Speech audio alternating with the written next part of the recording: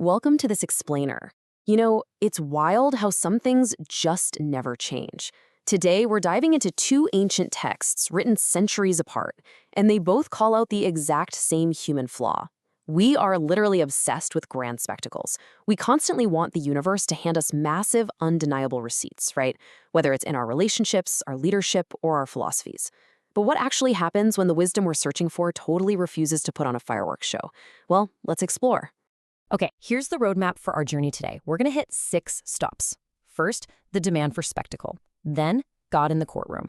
Next, the ultimate requirement, followed by seeking a miraculous sign.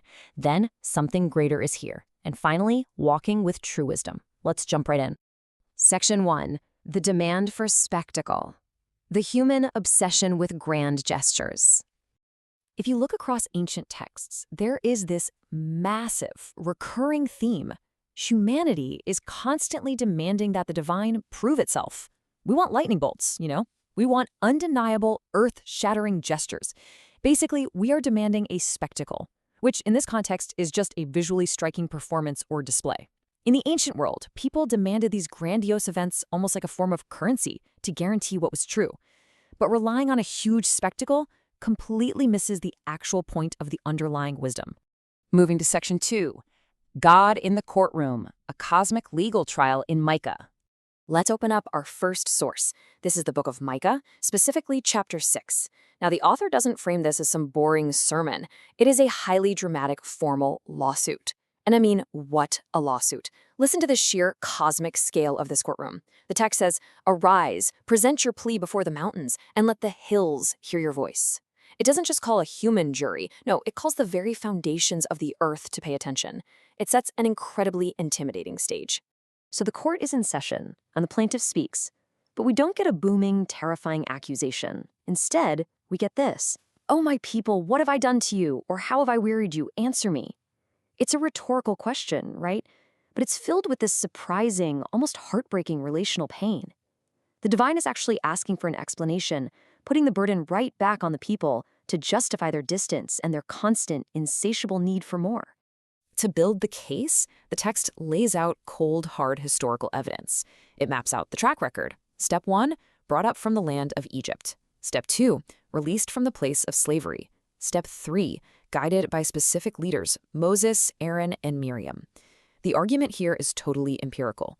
The divine is basically saying, look at the documented history of liberation and guidance. Why on earth is this not enough? Section 3. The ultimate requirement, escalating absurdities and simple truths. So, how does humanity respond to this massive cosmic trial? Well, not with quiet reflection, that's for sure. It's an absolute panic to provide an adequate payment. The response starts with this incredibly anxious core question. With what shall I come before the Lord and bow before God Most High? You can just feel the anxiety radiating off that. The human speaker feels completely inadequate and immediately tries to figure out a price tag, literally trying to buy their way out of a relational deficit. And it is absolutely fascinating to watch this human panic escalate. First, they offer a material sacrifice. The speaker suggests calves, but then suddenly it's thousands of rams, and then myriads of streams of oil. It's an absurd, impossible amount of wealth. But when all that still doesn't feel like a big enough spectacle, they jump to a horrifying extreme personal sacrifice, offering their very own firstborn child for their crime. It really highlights how deeply flawed our attempts to impress the divine actually are, spiraling from excessive wealth straight into the grotesque. But then, we get the grand reveal. It's this sudden, total deflation of all that theatrical panic. The text just simply says, "You have been told, O man, what is good, and what the Lord requires of you." And it all boils down to just 3 basic things. Do right, love goodness, walk humbly with your God. That is it. No massive, bloody spectacle, no unthinkable sacrifices. Just the quiet, continuous, everyday substance of solid moral behavior. All right, on to Section 4, Seeking a Miraculous Sign, the confrontation in Matthew. Let's fast forward several centuries to our second source. This is the Gospel of Matthew, chapter 12. We are in a completely different historical context now, but guess what? The human operating system hasn't changed one bit. The scene opens with scribes and Pharisees approaching Jesus with a simple request. "Teacher, we wish to see a sign from you." Now, on the surface, that sounds super polite, But demanding a sign is really just another demand for a grand spectacle.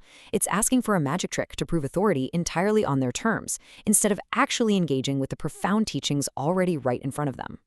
The response in the text is a sharp, immediate rejection. It says, "An evil and unfaithful generation seeks a sign." Wow.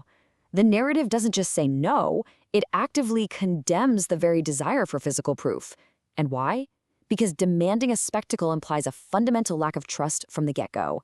It prioritizes the flashy and the temporary over the real substance of true wisdom and a faithful relationship.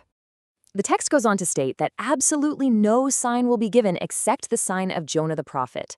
The narrative is creating a direct, powerful historical and symbolic parallel here. Think about the timeline.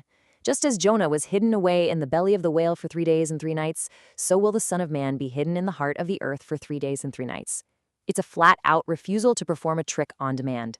The only proof offered is this mysterious parallel of past suffering and eventual emergence. Section 5. Something greater is here.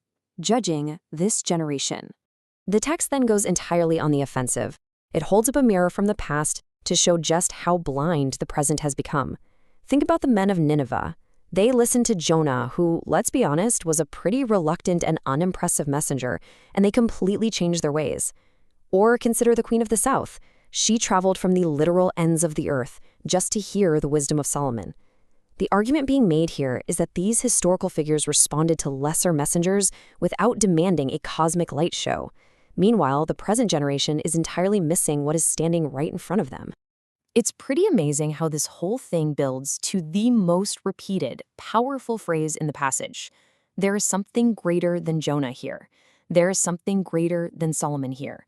The text is passionately arguing for us to recognize profound substance. The wisdom present in that room far surpasses those major historical benchmarks. Yet, because it doesn't look like a traditional fireworks-level spectacle, the people miss it entirely.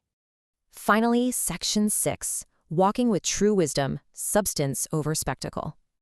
When we pull all of this together and synthesize the core link between these two sources, the central lesson is incredibly consistent.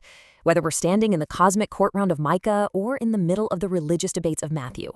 On one side, we have the human demand, burnt offerings, thousands of rams, miraculous signs on command. It's loud, it's expensive, and it is highly performative. But on the other side, we have the divine response. Do right. Love goodness. Recognize the greater wisdom that's already present. Both of these ancient texts systematically deconstruct our ego and our constant need to perform, urging us instead to embrace simple, quiet truths. Which leaves us with this final, crucial thought. When you're facing challenges, making decisions, or seeking truth in your own life, are you looking for a grand sign, or are you ready to just do what is right? The greater wisdom rarely arrives with a drum roll. It's almost always found in the quiet humility of doing good day after day. Thanks for joining me on this explainer, and remember, keep seeking that substance over spectacle.